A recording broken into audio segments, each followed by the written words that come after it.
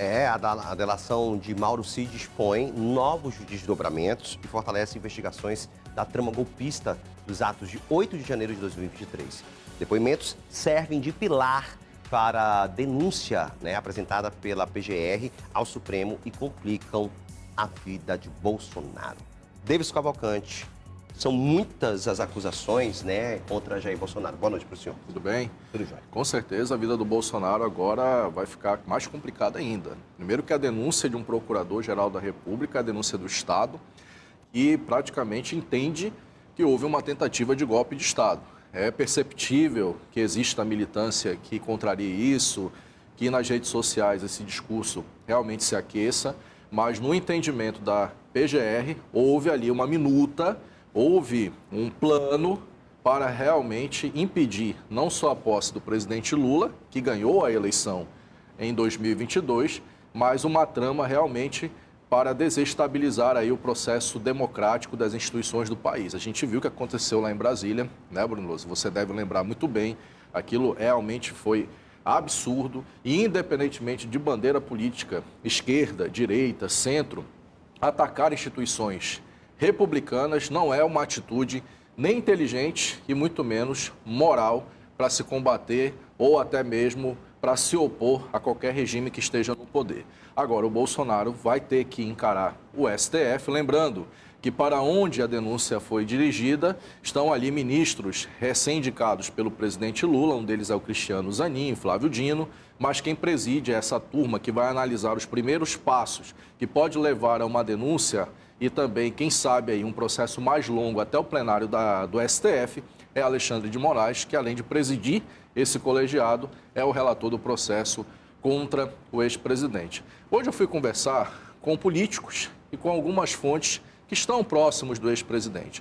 Apesar do clima de tranquilidade pública, há sim, Brunoso, uma preocupação. Inclusive hoje em Brasília, teve muitas reuniões com Bolsonaro para realmente ali alinhar os trilhos políticos, porque também, gente, tirando o processo do ex-presidente, a denúncia de Paulo Gonet, que é o Procurador-Geral da República, Bolsonaro é uma peça de articulação das eleições do ano que vem. E há muita gente interessada em ter aí o apoio político, até pelo capital eleitoral que o Bolsonaro tem.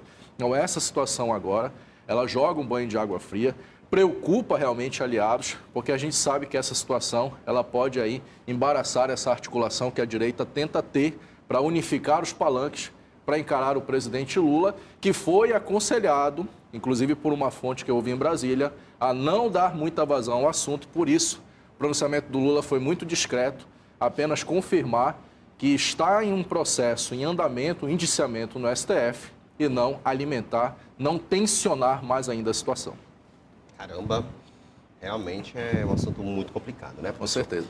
Eu vou aqui e volto já com o senhor, porque olha só, anti-Oruan tá dando o que falar, né, desde, acho que no começo da semana, tá dando o que falar e a gente fica aqui, né?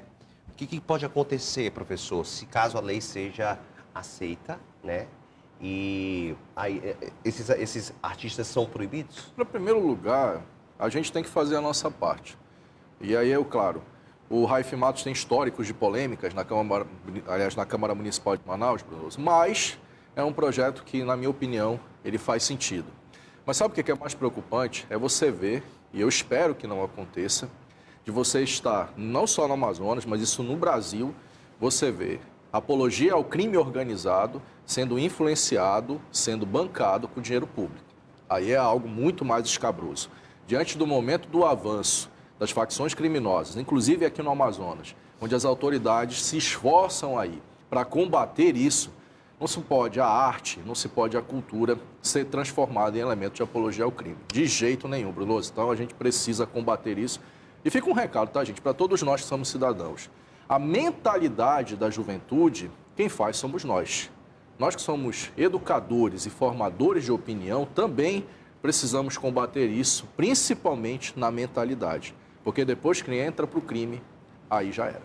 A gente fala agora sobre o senador do Amazonas, Eduardo Braga, minha gente, que foi indicado para ser o relator no Senado Federal do projeto de lei, complementar, que dá continuidade à regulamentação da reforma tributária, professor? O senador Otto Alencar indicou novamente Eduardo Braga para presidir mais uma vez um trabalho dentro do Senado ligado à reforma tributária, né? Uma reforma que o Braga conhece bem. Essa reforma já foi sancionada, teve ali alguns vetos, mas o ponto principal para nós que somos amazonenses, principalmente aqui, que somos da região norte do país, a proteção da Zona Franca de Manaus, a proteção dos incentivos que mantêm a Zona Franca de pé.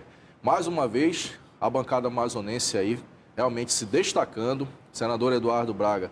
E uma coisa, Brunoso, que eu preciso falar, mano, politicamente, até acompanhando esse movimento político.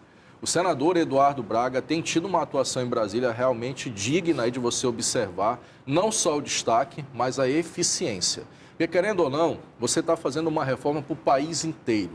Os tributos, impostos, você simplificar essa matemática muito complexa, isso é para o país inteiro. Mas nós aqui no Amazonas sempre tivemos uma dificuldade logística, por uma série de fatores que tornam realmente esse processo mais caro e oneroso.